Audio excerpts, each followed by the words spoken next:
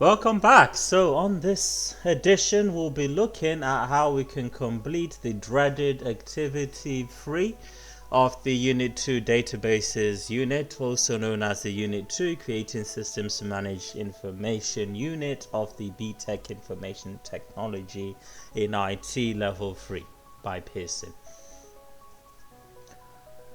So we'll carry on with the June 2022 paper. I'll show you 3 different examples on how you can complete activity 3B and the queries that you'd need to do that. The challenging part of activity 3B is the hardest part of the part A of your unit 2, and they require a different type of skill. Now if you followed the videos on how to do 3A, you would have seen it's a very similar skill that you need to be able to apply. You need to select some field names, you need to sort them in a particular way, and all you need to do is to add the criteria. However, for 3B, it's completely different, the type of skill that you need to be able to apply. So without further ado, we'll start off with this one. So they read, or they state, staff members currently employed can receive bonus payments. If they have worked for the company for at least 3 years, the bonus is £1,000. If they have worked for the company for less than 3 years, the bonus is £200. Create a query to display what the bonus will be for each current staff members with a performance grade of excellent. Okay, so that's a bit misleading. It's not all staff members who get a bonus, it's only those that got a performance grade of excellent. So then they tell you what they want you to calculate and what they want you to display. So let's get started. We go to create, we go to query design, and we rename the query before we start doing anything. So 3B. I click on OK.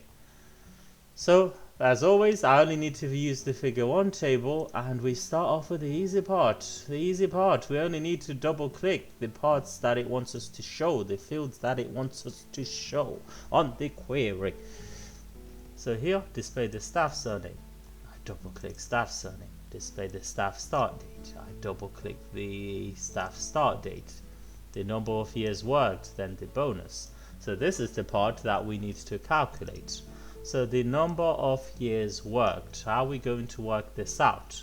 So you've got the figure 1 table, so you've got the staff start date. So what they want you to do, they want you to work out based on the staff start date and the current date at which you're completing the assessment, how many years have they been employed for. That's what they're trying to get you to work out here.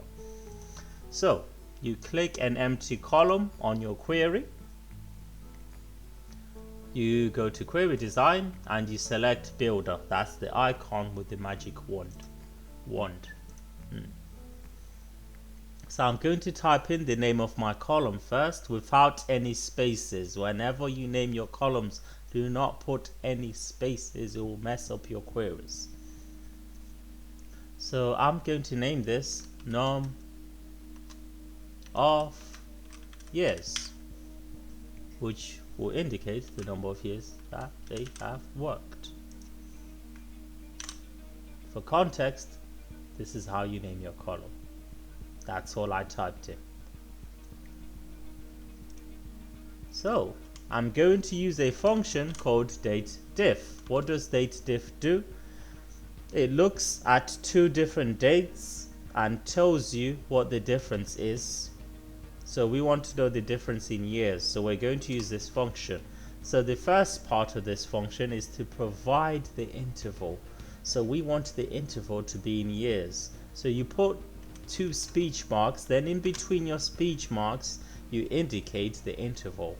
So if you want the interval to be returned in years, you need to put 4 Y's, the letter Y 4 times. Okay, I'll show you Notepad what we just did. Okay, this is the dateDiff function. This is how you declare the interval. You then put a comma. Next thing you do, it's now asking you to provide the first date. So go to where it says expression elements, click on the name of your database and click the click the plus sign next to it. Click the plus sign next to tables and click on figure 1. Then find your first date. So remember, the two dates that we are using, we're using the staff start date and the current date at which we're completing the assessment. So I double click to add staff start date to my query. Then I'll press comma. Now it wants the second date. So to get the current date of when you're completing the assessment, or to get today's date, we're going to use another function called the date function. You type in date, it's the first one highlighted here, so you just press enter. Then you put a closing bracket to close the function, then another closing bracket to close the date difference function. Then you click on OK. Then you click where it says totals here. Where it says group by, you change this to expression. Then you click on run.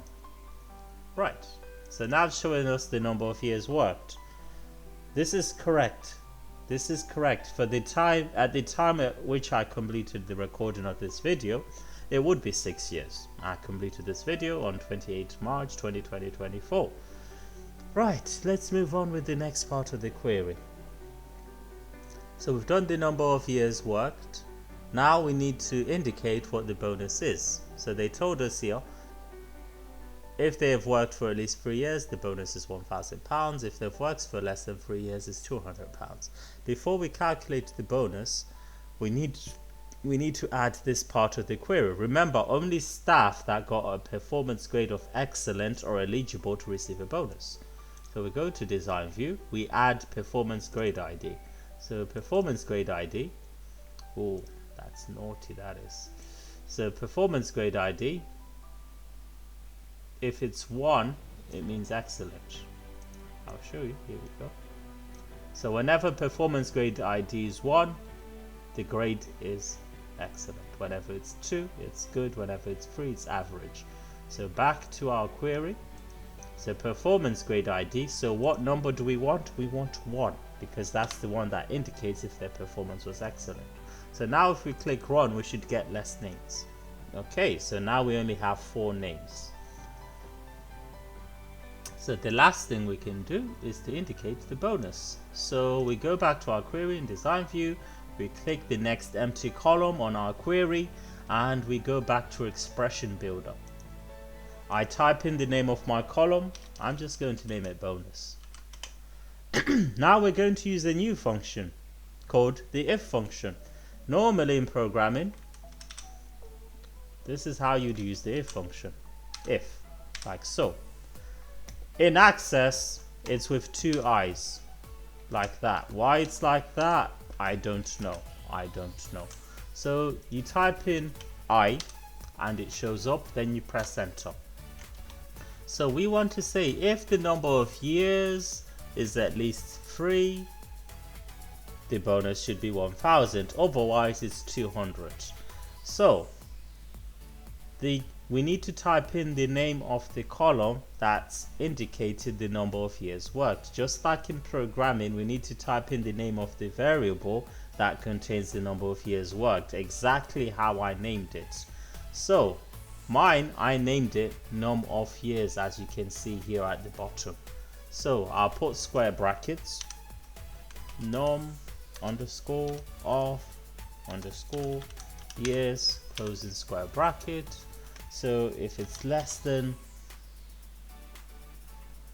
3, so if the number of years worked is less than 3, the bonus should be 200, otherwise 1,000, and the closing bracket. And I'll show you Notepad what I just did. This is what I just did. So in between the square brackets, I type in what I named my column, counting the number of years. If you named it something different, you'd type it exactly how you named it. And remember, when you name columns, never put a space. If you need a space, put an underscore or a dash, like I've done here. So if number of years is less than 3, then the bonus should be 200, otherwise it should be 1,000. So I'll click on OK. I'll change this to expression. Then I'll click on run. Is this correct? Yes, this is correct, because at the time of this recording they have all worked at least 3 years and they all have a performance grade of excellent. So for this example of 3B, that's all you would have needed to have done for the query. Well, I say that's all, there's quite a lot, but that's activity 3B. It's difficult and requires a different type of skill. So we move on to the next example. We'll go to January 2021, where we're calculating the commission.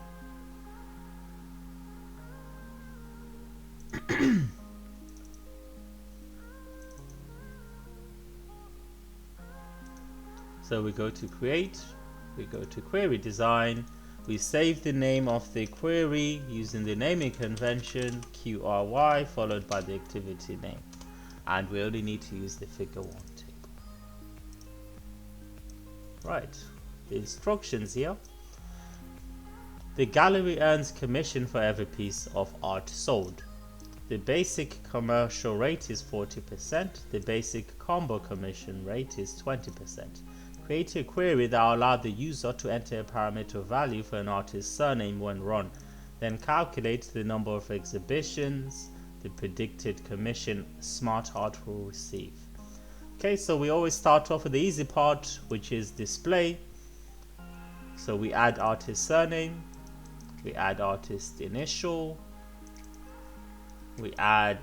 so we need to calculate the commission rate and we need to calculate the predicted commission. So currently when we click run, this is the information that we get.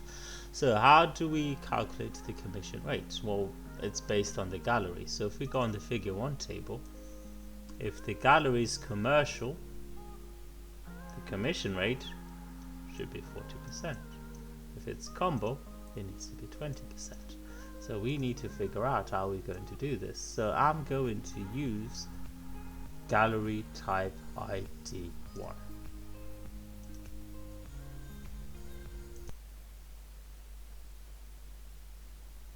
Okay, I had to recharge there my voice. Been talking for a very long time. So I said I'm going to use gallery type ID. So if gallery type ID is equals 1, it means it's commercial, and if it's commercial, the commission should be 40%.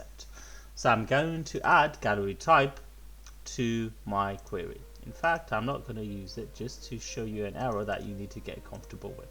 So I'll click this empty column, I'll go to expression builder, and I'm going to name this column commission.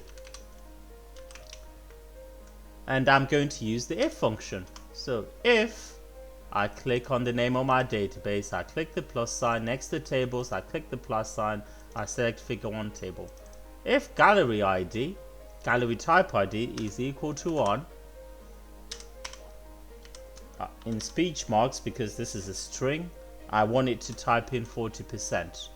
Otherwise, we know that it must be a combo gallery, so 20%. And I'll put a closing bracket. I'll show you in Notepad what I just typed. This is what I just typed. If function, this is the name of my column. If gallery type ID is equal to 1, put 40%, otherwise 20%. Then I'll click on OK, and I change this to expression. Well, now we're going to get an error that I want you to get familiar with and comfortable with. So whenever you get an error like this, where it says your query does not include, and then at the end it says as part of an aggregate function, it's trying to tell you there's something you put in this expression, or a field that you put on this expression which you haven't actually added as part of your query. What is it? What field did I just add which is not on here? It's gallery type ID. So I put gallery type ID here, but it's not part of my query. So I add it to my query like so. I don't need to show it, and that fixes that error. So there we go. We now have the commission rate. So the next part is to calculate the predicted commission. So the predicted commission will be based on the predicted sales. Okay.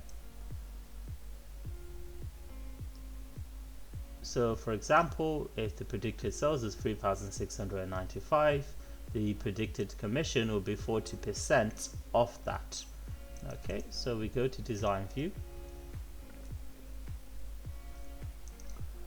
and we select an empty column. We go to expression builder and we can name this column predicted commission, and I'm going to use an if statement again. So if the column that indicates the commission rate is 40%, do predicted sales times 0.4.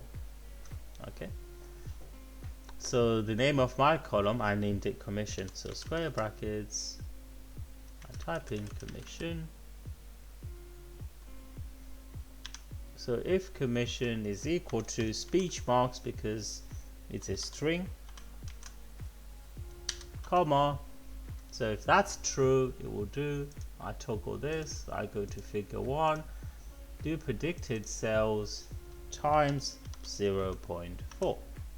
Otherwise, predicted sales times 0.2, and I put a closing bracket to close this function. I'm going to get another error here because there's something I added on my expression, a field that I used which I haven't indicated on my query. Okay, what is it? Yeah, it's predicted sales. So I add that there, but I don't need to show it, and then I click on run. Okay. Oh, yep, I don't need to show that. There we go. So if I want to show this as a currency, it's very simple what you need to do. Go back to predicted commission, go back to expression builder. So yeah, my apologies, I didn't show you what I typed in. So this is what I did before. So if statement, this is what I named my column. If you named yours, for example, commission rate, that's what you'd type in. So if commission is equals to 40%, predicted sales times 0.4, otherwise predicted sales times 20%. So I'm going to wrap the result of this calculation, whether it's 40%, whether it's 20%, I'm going to wrap this around a function called format currency, which will look like this. So to get it, I'm going to type in the letter F behind the first I of the if function. So I click behind the first letter and I type in F. Format currency, I click enter. Then I put a closing bracket at the end to close the function. So now when I click run, it will show this as the currency. Don't worry why mine's showing $sign instead of pound signs, because my keyboard was on US. It's a long story. Right, the last part of this query is over here. Allow the user to enter a parameter value for the artist surname. So what they want us to do here, they don't want us to show all the different artists and the predicted commission. They want the user to enter which artist surname or which artist they would like to see the details for. So I'm going to copy Atterbury's surname. I'm not. Okay, I'll do that after. So I'm going to find artist's surname. I click where it says criteria. So whenever it mentions allow user to enter a parameter value, all you need to do is to put square brackets. In between the square brackets, you put the message to indicate what you want them to enter into the system. So enter surname, closing square bracket, that's all. So whenever they mention allow the user to enter a parameter value, that's all you need to do, folks. So now I'm going to copy Atterbury's surname, Control C, then I'm going to click on run, paste that in, and then it shows me Atterbury's surname, the initial, the different exhibitions that is involved in, the commission rate, and the predicted commission from each exhibition. So for this example of 3B, this is what you would have needed to have done. Okay, so let's try a different artist, the only one that had an example of a combo gallery, Robinson. I go back to design view, query design, click run, Robinson. Okay, Robinson, 20% predicted commission. There we go. So the last example we'll do for 3B is the June 2020 paper.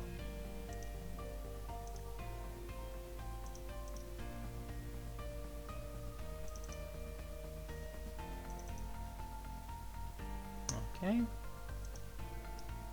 There we go. So create a query that would allow a user to enter a parameter value for the ticket type and run. Then calculate and display the number of tickets not sold and the potential income lost from those tickets that have not been sold. So as always, go to create, you go to query design, you save the name of the query using the naming convention QR. You've got it. We only need the figure 1 table. So we start off with the easy part, which will be to show the ticket type. Now here they didn't say display the ticket type. This is an error that they acknowledged for this past paper, because without indicating the ticket type there's no way for us to know if it's correct. Okay. So remember, whenever they indicate allow the user to enter a parameter value, what do you need to do? Just put square brackets and the message. So ticket type, I'm going to use ticket type ID because it's shorter than typing Friday, Saturday or camping. Okay, in fact we'll use ticket type. I just say enter ticket type. So if I click run, I type in Friday, it shows me the different tickets that are of type Friday. Okay, so it wants us to show tickets that have not been sold, the number of tickets unsold. So let's investigate. On the figure 1 table, we've got 4 tickets that are of type Friday. How do we know which tickets have been sold, which tickets have not been sold? This one's very simple. Any ticket that does not have complete information is an example of a ticket that has not been sold, or an example of an unsold ticket. So on my query, what I'm going to add, I could use any of these fields. So I could say if forename is empty, that means this ticket has not been sold. So I could say only show the ticket type when the forename is also empty. So I go to design view, I add forename, then in the criteria I type in is no. So now when I click query design, I click run and type in Friday, it now only shows me 1 ticket. Let's check if this is correct. Okay, this is correct. There's only 1 Friday ticket which is unsold. Saturday there's 2. Shall we test it out?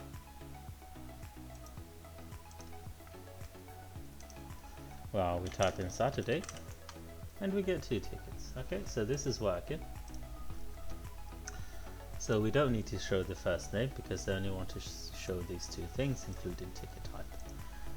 So to count the number of tickets not sold, we're going to count the ticket type ID. Okay, so if there's 2 ticket type ID that are 2, that means there's 2 tickets that have not been sold where the first name is also empty. So we're going to add ticket type ID here. We're going to click the magic button, totals, and we're going to select count. Okay, so if I type in Saturday, so count of ticket type ID 2, it means there's 2 instances of this ticket type ID. Okay, so it's saying there's 2 instances of this ticket type ID. So there's 2 instances of ticket type ID 2 that matches the criteria for our query, which is correct. Our criteria is, for example, if we type in Friday where the ticket type ID is 1 and the first name is also empty, the result should be 1. There we go, count of ticket type ID is 1, because ticket type ID 1 only shows up once where the first name or the forename is also empty. So we can rename this column now. Instead of count of ticket type ID, we can rename it to number of tickets. So remember, to rename a column, you put your cursor and click behind the first letter. Okay, I'll show you Notepad what I just did. This is all I did. So I would have put my cursor here, then I type the name of my column, it's followed by colon, semicolon, whichever this one is. Okay, so if I now click run, I type in Friday, it now indicates number of tickets as 1. Okay, so if I type in Saturday, do the same thing. Okay, the number of tickets is 2. So now what I need to calculate is the potential income from unsold tickets. Now this is a simple mathematical calculation. So Friday ticket, the type is ticket type ID 1, which costs £39. So if there was only one ticket, one Friday ticket not sold, that means the potential income should be £39. If it's Saturday ticket, for example, it should be 49 times 2, which is £98. So we're going to do an expression that will be the number of tickets times the ticket cost. So we click an empty column on our query and we navigate to expression builder and we type in the name of the column. So income lost or potential income, what should we name it? The potential income from unsold tickets. Yeah, I'm gonna name it potential income. And I'm going to select the name of my database, select tables. I'm trying to navigate to figure 1. I'll double click to add ticket cost. Delete the part that reads EXPR and the arrows that come along with it. So we want to do ticket cost times the name of the column that indicates the number of tickets as I named it. On my example, I named it num of tickets. So I type it in exactly as I named it and the closing square bracket. That is it. I'll show you Notepad what I just typed out. That's all I typed out. So I double clicked to add ticket cost, then in between the brackets I type in the name of the column as I named it that counts the number of tickets that have not been sold. Then I click on OK. Then as always, remember to change this to expression.